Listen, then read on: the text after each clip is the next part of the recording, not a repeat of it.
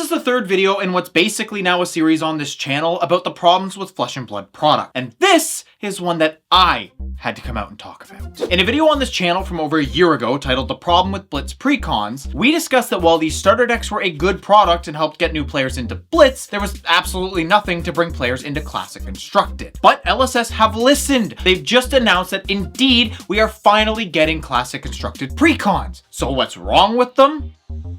Absolutely nothing.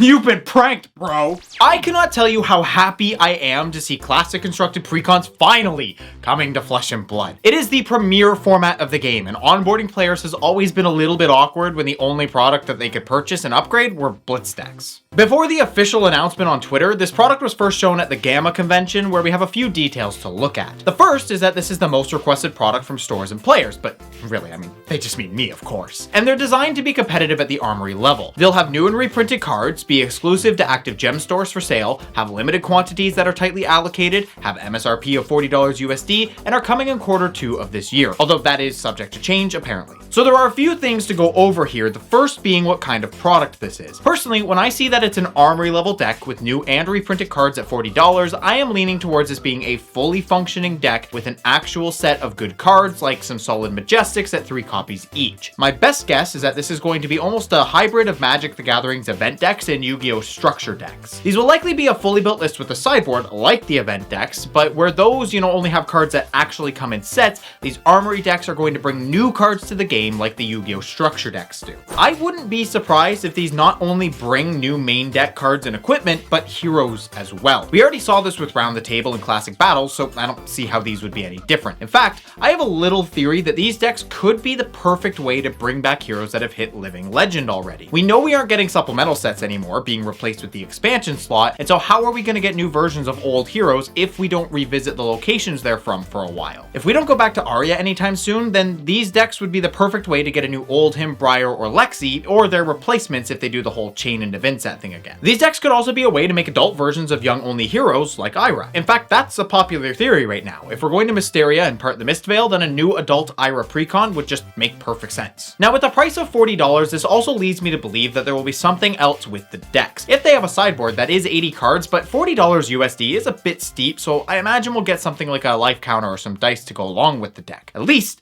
I really hope so. But now we get to the part that people are concerned about, and I'm sure many of you thought I was going to be upset about, but I'm actually not. The issue some people see is the limited print run and tight allocation. There's a growing fear that with this and newly printed cards, new players won't be able to get the product as there won't be enough going around since, the established players are just going to scoop them all up. And while this could happen, I don't think LSS is foolish enough as to make too few of these. See, the presentation that everyone is referencing was done at a convention where, at least by my understanding, it was full of other companies, distributors, and stores. And so I imagine that by limited print run, it's just that they're not printing it to demand. There is a finite amount, but that doesn't mean a tiny amount. This is the most demanded item for the game by their own admission. I don't think they're going to drip feed these. As for the tight allocation, that just sounds like they're going to be allocating according to Armory attendance, likely over a period of time. If a store has been getting 20 plus players for the past 6 months, they'll receive more than the stores that have been only getting about 4 every week. Just because these are a limited print run and LSS is going to be more selective about how many go where, it doesn't mean that this is going to be a super scarce item. Of course, another concern is that since it has new cards, we could see a reprint of Glistening Steelblade, Civic Steps, and Bittering Thorns. And when it comes to the Glistening, I actually agree that having a single copy of a card you need 3 of that shoots to $30 in a $50 product is not the best. However, I would be very surprised if the Armory decks don't have full playsets of the necessary cards. These are meant to be able to take them to an Armory unchanged and actually compete.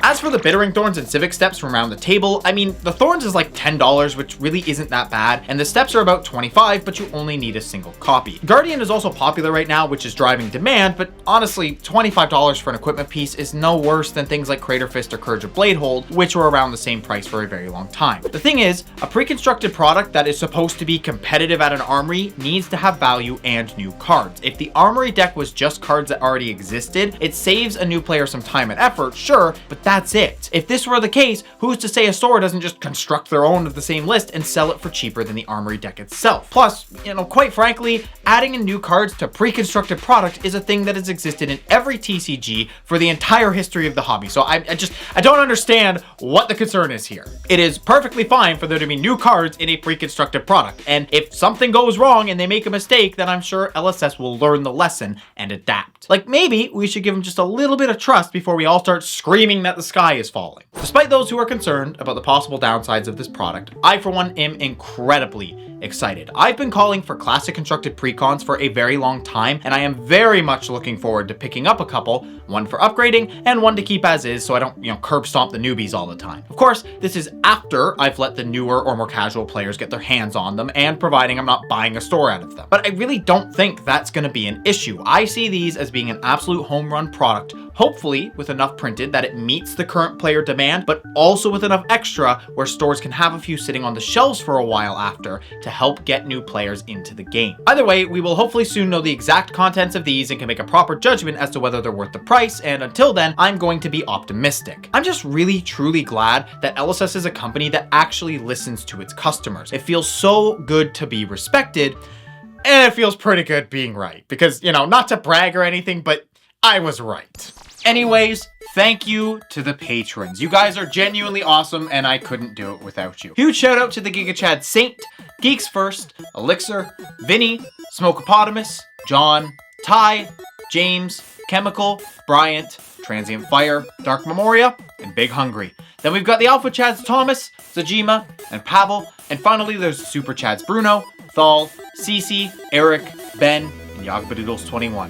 Thanks again as always, and stay Chadly, my friends.